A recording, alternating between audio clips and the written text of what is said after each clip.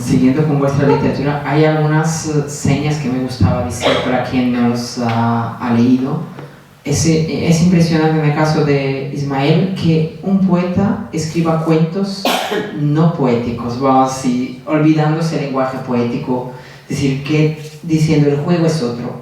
Eso me gustó mucho porque a veces los poetas pecan de mucho cuando entran en el mundo narrativo y me pareció bellísimo eso, y conseguir tener un cuento que no busca nada de espectacular. Yo creo que vuestras obras tienen cierta coincidencia en eso. Y, por ejemplo, y lo de Sara, que es realmente una obra de una gran extensión, pero muy bien trabajada. Hay que decir que escribe muy bien y muy bien trabajado. Pero en estas dos obras hay como una aura en sus personajes de fracaso, ¿no? Como hay que rodea ahí los personajes. Vamos, en tu primera novela también, ¿no? Así, no sé, ese es como el retrato de vuestra generación. A mí me atraen mucho los personajes que fracasan, sobre todo, y me atraen mucho los personajes un poco, que no todos los personajes de la parte fácil lo son, pero sí que hay algunos personajes que son un poco mezquinos, o que visto desde fuera podría resultar un tanto, eso, como, no sé, la típica persona que no te va a caer bien de primeras, ¿no? E intentar buscar una aproximación tierna a ese personaje, ¿no? Eso es algo que me interesa mucho. Y luego la idea de fracaso o ese aura así como más, no sé, pesimista. Yo, por ejemplo, reconozco que cuando escribí el libro, cuando terminé de escribir el libro, yo pensaba que había escrito un libro muy positivo. Porque yo pensaba, en todos los cuentos hay algo luminoso que, no sé, tenía esa sensación y se lo mandé a un amigo al que le mando siempre mis textos, que es como la primera persona que me lee y me dice, uff, qué duro, qué tal, ostras, no me lo esperaba. Entonces supongo que es un poco algo que está en el aire, y además es algo como muy... sí que esa cosa, esa negatividad o esa falta de, no sé si de expectativas, o yo diría que es como una presencia constante de lo incierto, ¿no? De la incerteza. Es como que los personajes son muy conscientes de su propia incerteza, la incerteza de sus vidas. Y me gustaba mucho intentar retratar esa incerteza en personajes, aunque todos tienen, pues, los personajes van un poco desde la adolescencia hasta la treintena y van creciendo a medida que avanza el libro. Me interesaba que hubiese, por ejemplo, personajes de clases sociales diferentes, retratar cómo este fracaso es y no es el mismo dependiendo de la familia en la que hayas nacido, de los privilegios con los que hayas nacido, ¿no? Eso sí que a lo mejor fue algo más intencional por mi parte, pero lo demás diría que es algo mucho, que es en gran medida incontrolable y que simplemente está ahí. Respecto al fracaso y mi generación, porque digamos no escribí el libro desde la conciencia de mostrar el fracaso ni nada por el estilo, yo no creo que nuestra generación, no sé lo que piensas tú, haya fracasado más que han fracasado otras, y de hecho puede que si miramos las condiciones de vida en general no esté tan mal comparado con otros momentos del pasado. Sin embargo, como el fracaso es relativo al ideal al que te intentas aproximar, sí que creo que la gente que nacimos en los 90 teníamos unos ideales muy altos, y la crisis de 2008 vino demasiado tarde como para que todo lo que has mamado en la infancia de cómo debe ser tu vida, tu trabajo, el amor o lo que sea, permee en ti. Supongo que todo eso, vamos, un psicólogo lo dirá mejor, se genera en la primera infancia. Entonces, no sé, el tema que me interesa más que el fracaso individual de los personajes o de cada persona en la vida es la relación que tenemos con nuestros ideales y cómo hemos recuperado esos ideales a veces desde el cinismo. Yo creo que es otra cosa que une vuestras dos últimas obras. Vamos, esto es siempre mi opinión, ¿no? Que es una única opinión de las muchas que puede haber. Es la idea de los ideales, de las expectativas, porque hay como esa expectativa pero que no la hay. Es como que parece que no es posible soñar mucho más, aunque se sueña, ¿no? Se sigue soñando, aunque sabemos que probablemente nada va a ir muy bien. Entonces, yo me acuerdo, vamos, tu último cuento que está ahí todo el rato cargado de esa, que alguien quiere salvar a ese escritor, ¿no? O yo como lector quería gritarle, sí, chico, wow. Que bueno, que al final es un escritor que no escribe, o sea, que solo se considera a sí mismo escritor, que es un poco lo que acaba de decir en realidad Sara, ¿no? Que es como un escritor que sueña con escribir una gran novela y es consciente de que mientras no la escribe, todavía guarda la posibilidad de escribirla, o sea, que cuando la escriba será cuando efectivamente fracase o no fracase, ¿no? Pero en relación con eso y con lo que decías antes también, yo sí que creo que el fracaso efectivamente no es algo generacional, ahí estoy súper de acuerdo, porque siento que esta obra enrarecida, esta cosa así como tan, no sé, que tanto se repite en los periódicos y en las columnas de opinión y en tantos lugares, es más una cosa de época y desde luego es una cosa de clase. O sea, por ejemplo, mis padres viven una situación más precaria que la mía.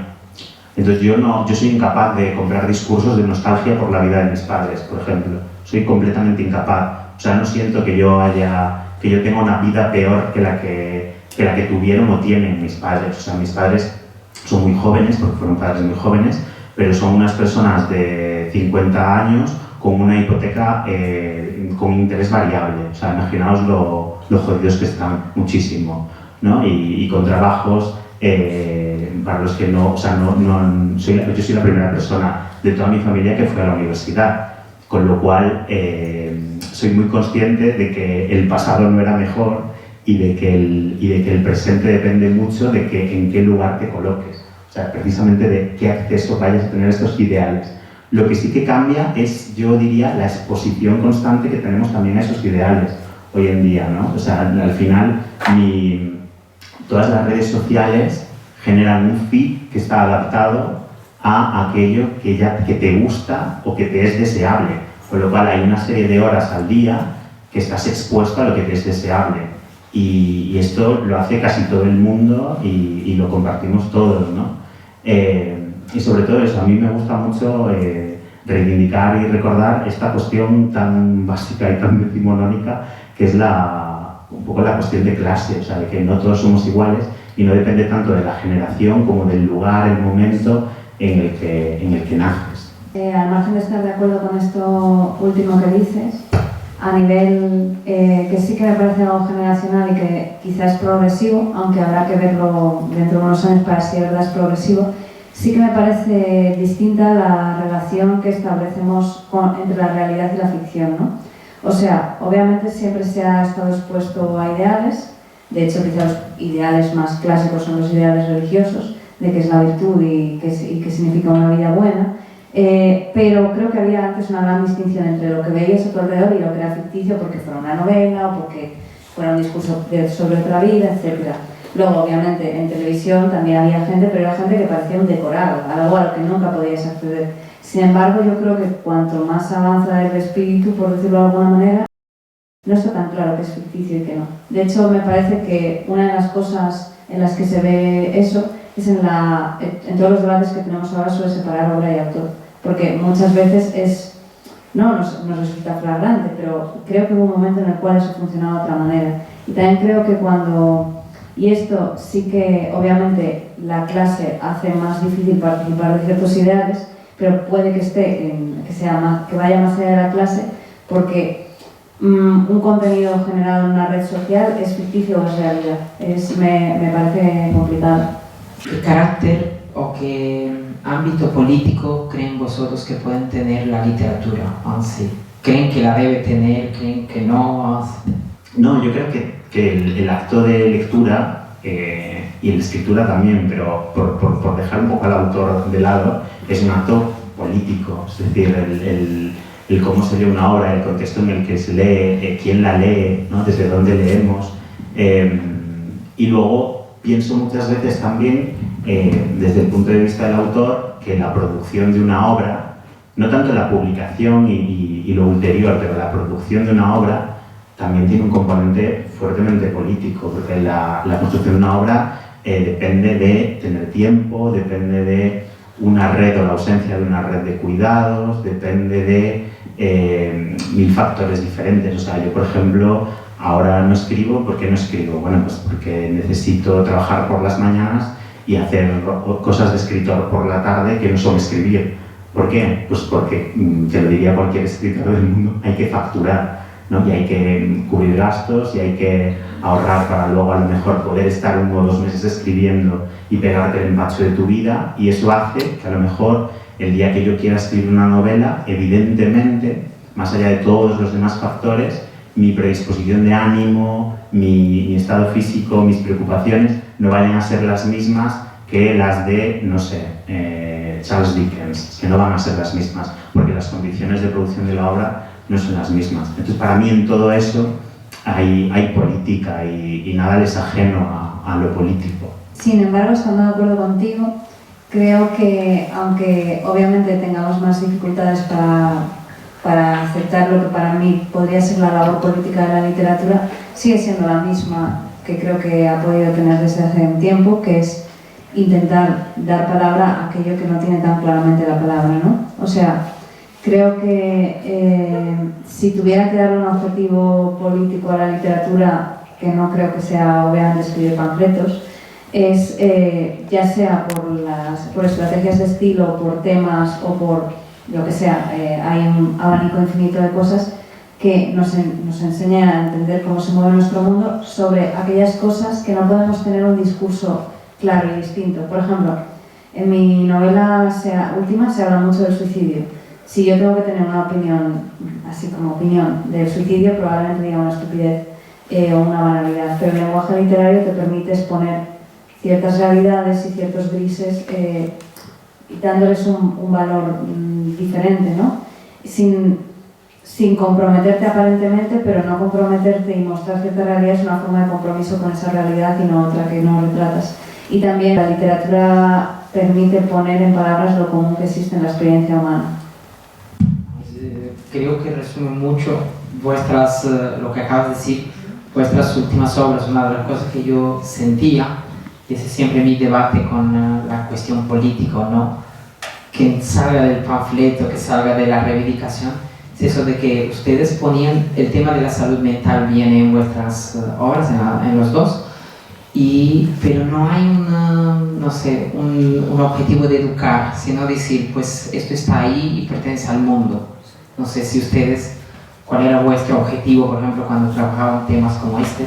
Yo creo que no es que esté oculta a los demás, es un poco en línea con lo que acaba de decir Sara, qué seleccionas o qué visión de la realidad adoptas a la hora de escribir, ¿no? Para mí, por ejemplo, y luego, de todos modos, por mucho que yo escriba lo que yo quiera escribir, lo que yo escriba, la gente luego va a leer lo que quiera. Es decir, sí, porque si no, a mí, por ejemplo, cuando se publicó el libro, en una de las primeras entrevistas que hice, una periodista con toda su buena intención, además una muy buena periodista, que me hizo una entrevista maravillosa, pero me preguntó, bueno, tus personajes acuden al psicólogo, ¿no? Y eso es algo muy contemporáneo, no sé qué. Y entonces yo le dije, bueno, algunos de mis personajes acuden al psicólogo, otros deberían acudir y no van por la razón que sea. Y esa razón puede ser muchísimas, porque a lo mejor no saben que deberían ir, porque no quieren ir, porque no se pueden permitir ir, ¿no?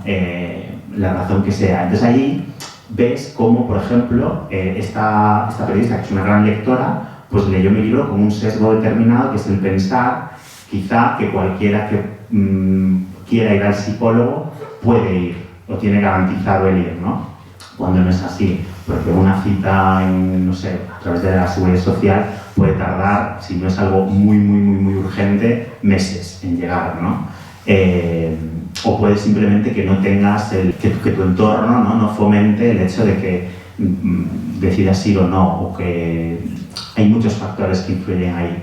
Y luego, por otro lado, en torno a esta cuestión, para mí estaba también muy presente la idea de intentar retratar algunas cuestiones que me parecen fundamentales a través de pequeños detalles. O sea, esquivar un poco los grandes discursos o el panfleto o las frases así más epatantes o los grandes monólogos, no sé, todas estas cosas que detesto en la literatura, o no detesto, pero detesto en mi literatura, y transmitirlo más bien a través de los detalles, a través de pequeños gestos, ¿no? Por ejemplo, en mis personajes la cuestión de la desigualdad económica se ve muy claro en qué pueden hacer unos personajes y qué no pueden hacer otros.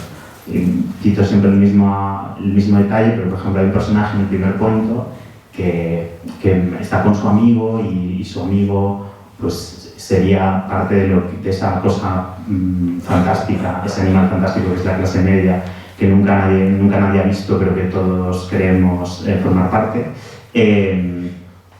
Que este colega pues está fumando encima de una mesa y se está manchando de verdín toda la ropa. Entonces este otro quiere ir allí a tirarse, a mirar las nubes y no sé qué, y de repente dice, bueno, no, porque si me tiro ahí me mancharé esta sudadera, llegaré a mi casa, me habré echado una bronca y no me puedo comprar otra. Me siento en este banco y fumo sentado mientras él mira las nubes, ¿no? Es un detalle súper pequeño, que hay gente que reparará en eso y gente que no, pero que a mí me sirve para poner de manifiesto algo de lo que sí me apetece hablar. En relación a una cosa que has comentado varias preguntas antes, y no sé al fin de qué venía, pero ahora como que lo he unido, como que antes has dicho que para ser recordado tú como persona tendrías que ser activista y no escritor, porque ahí lo que digamos entra es tu obra, ¿no? Pues claro, por ejemplo, con el tema de la salud mental y con lo que he dicho justo antes de tener una opinión o qué puede hacer la literatura, mi papel como ser humano, ciudadana, activista posible es exigir que haya una buena cobertura de salud mental. Y esto como ciudadana, por así decirlo, lo creo sin fisuras. No tengo ninguna duda de que eso debe ser así. Sin embargo, en la literatura, más que mostrar, por ejemplo, y no digo que esté mal, pero mostrar, yo qué sé, que el psicólogo no es accesible a todo el mundo o que sería deseable que lo hiciera, o hacer una obra de ciencia ficción en la cual los psicólogos, yo qué sé, todas las variables que hay sobre ir al psicólogo, me interesa a lo mejor mostrar cuál es el lenguaje que adopta la salud mental o la falta de salud mental. Y eso muchas veces ni siquiera puede parecer que mis personajes ni siquiera estarían a favor de ir al psicólogo, porque a lo mejor, incluso aunque yo como ciudadana crea que todo el mundo debe poder ir, pienso que quizá en algunos casos no es necesario ir, no sé. Entonces me parece que hay una diferencia de discurso y que hay que distinguir entre tu figura como ciudadana que como escritora. Me gustaría conocer un poquito vuestros procesos, ¿no? Si hacen investigación, si toman notas. Sara nos contó en el programa Caja de Resonancia, el programa que tiene la biblioteca Radio Sal, que tiene como un poco de unos cuadernos obsesivos donde va apuntando ideas. No sé si podías repetir un poquito eso que nos habías contado y contar eso, un poco tu proceso de escritura. Yo antes de ponerme a escribir, que creo que es algo que comentó ayer Berta, o Luz, creo que Berta, necesito tener más o menos claro todo lo que va a estar escrito. Entonces eso lo consigo llevando unos cuadernos, que a veces son cuadernos físicos y a veces son cuadernos en mi cabeza, por tanto claramente olvidables, y a veces son notas en el teléfono móvil. No suelo sentarme nunca con la página en blanco. Yo tenía toda la estructura más o menos de los escorpiones desde hace muchísimo tiempo. Luego obviamente cambian cosas porque escribiendo a veces tienes una idea y tampoco la vas a tirar porque no esté en el plan. Una particularidad sobre mí es que no soy muy buena corrigiendo. No soy capaz como de coger todo el texto, borrar a ese personaje, darle sus características a uno, no. O sale a la primera o no sale. Y por eso pienso mucho antes de escribir. Y yo diría que pienso mucho antes de escribir porque soy un escritor muy vago también. Y tiene mucho que ver con eso, es verdad. A mí o sea, sentarme a escribir para mí es algo placentero, pero es como, no sé, es como tener que tomar la decisión de no, me voy a tener que sentar. Luego una vez que me pongo, es como que muy bien, ¿no? Pero es este impulso inicial. Yo también soy un escritor de cuadernos, o sea, escribo cuadernos todo el rato, anoto muchas cosas muy variadas y muy diferentes y tampoco me siento nunca, la verdad, como ante una hoja en blanco, o sea, ni escribiendo poemas ni escribiendo ahora narrativa, por ejemplo. Siempre es como un primer volcado de qué notas me interesan más de todo lo que ya he escrito y a partir de ahí empezar a trabajar. Volviendo al tema de los márgenes, de las periferias, me gustaría saber vuestra opinión como autores, también como lectores, si hay como cierto vicio, cierta necesidad, cierto deseo ideal de querer no estar a la margen, ¿no? Al margen, ¿no? De que ahora los autores o creadores quieren volver otra vez a estar fuera de los centros. Como en primer lugar, traería aquí una idea, que es una idea, yo sé que un tanto capciosa, pero que es absolutamente real, y que además creo que que ayer se habló aquí de esto, porque hoy por la mañana hablando con Berta Ávila, que estuvo aquí ayer, lo hablábamos, que es que evidentemente que existan unos márgenes quiere decir que existe un centro. Y por lo tanto aquellos que nombran unos márgenes se colocan en un supuesto centro, ¿no? O sea, nadie en los márgenes se autodenomina los márgenes, a no ser que lo vaya a hacer para intentar acceder al centro. Es decir, cuando alguien dice, no, yo es que quiero ser marginal, yo es que normalmente hay algo en ese gesto que denota que de algún modo se quiere hacer notar. Otra cosa sería como hacerse notar frente a ese centro, ¿no? No lo tengo muy claro, yo tampoco conozco a muchos escritores que persigan el malditismo tan activamente, o sea, más allá de la pose. Y a mí las poses me interesan más bien poco. No soy muy consciente de eso, al contrario, diría que lo que cada vez se intenta reivindicar más es un poco la horizontalidad. Esa horizontalidad se puede conseguir de muchas maneras distintas. Yo soy consciente que durante muchísimo tiempo, cosa que ahora a lo mejor no haría, pero durante muchísimo tiempo yo lo hacía pues, indicando no mi desprecio, pero sí quitándole importancia a la pesadez, por ejemplo, de que parezca que solo hay actividades culturales o movimientos culturales o escritores en Madrid y Barcelona, que no creo que sea algo que los escritores de Madrid y Barcelona piensen sobre sí mismos, ¿no? Pero que es algo que está ahí, hombre, algunos seguro que sí, pero es algo que está ahí. Y hace muy poco yo hablaba con mis editores de las afueras y les decía, es que yo creo que si me hubiese mudado según a qué edad a Barcelona y hubiese empezado a escribir aquí, obviamente sería un escritor diferente, pero además es que creo que mi concepción de lo literario se hubiese de algún modo atrofiado por todo este discurso tan endogámico, ¿no? No sé, es difícil. Humberto Eco, el autor del Nombre de la Rosa, tiene también un libro de ensayos que se llama Apocalípticos Integrados, que a mí me gusta mucho, porque dice como que las dos posiciones ante la cultura son o que el que escribe o el pintor o el músico, lo que sea, se sienta como el último vocero del barco que se está hundiendo, o el que intenta pues como estar lo que podríamos llamar en el centro, rollo que nos parece, por sacar así como un debate muy fácil de entender, aunque obviamente simplifica mucho el libro de Humberto Eco, que la sirenita sea negra. Nos parece como pervertir los valores revolucionarios de toda una causa para hacerla mainstream y es venderse, o es algo bueno porque da visibilidad. Y yo creo que en el fondo, en la relación entre centro y periferia también está eso, porque si alguien, por ejemplo, hace ya que ha habido tanto gallego aquí, hace un novelón, bueno, que de hecho probablemente ya lo ha sabido, de, digamos, como ser gallego, y entonces lo más trendy en España ahora es ser un gallego tan gracioso como el de ese libro de un gallego misterioso que ha publicado. ¿Qué ha hecho? ¿Ha visibilizado toda su realidad o se ha vendido para hacerse un producto masticable por el centro, y ya no el centro de Madrid, sino Cuatro Gatos, que tienen un consumo cultural pues ligado a otro tipo de literaturas de las que estamos hablando? Y es que, no sé, ese debate en realidad ha estado en la historia de la literatura, yo creo que desde que existe la teoría de la literatura, y yo no tengo respuesta. A mí sí que personalmente me molesta mucho el discurso ultra marginal, como si marginal fuera sinónimo de bueno y mainstream sinónimo de malo. Pero eso no significa que crea que lo bueno es lo mainstream. Quiero decir, lo que desde luego no me parece, si un libro se ha impreso 10 veces, no significa que sea aún más bueno porque solo lo han leído 10 privilegiados. Bien, y ya para ir finalizar y también dar paso si alguien quiere hacer alguna pregunta, y porque estamos en una biblioteca, que nos recomienden un libro o dos. Yo recomendaría recomendaría muchísimo la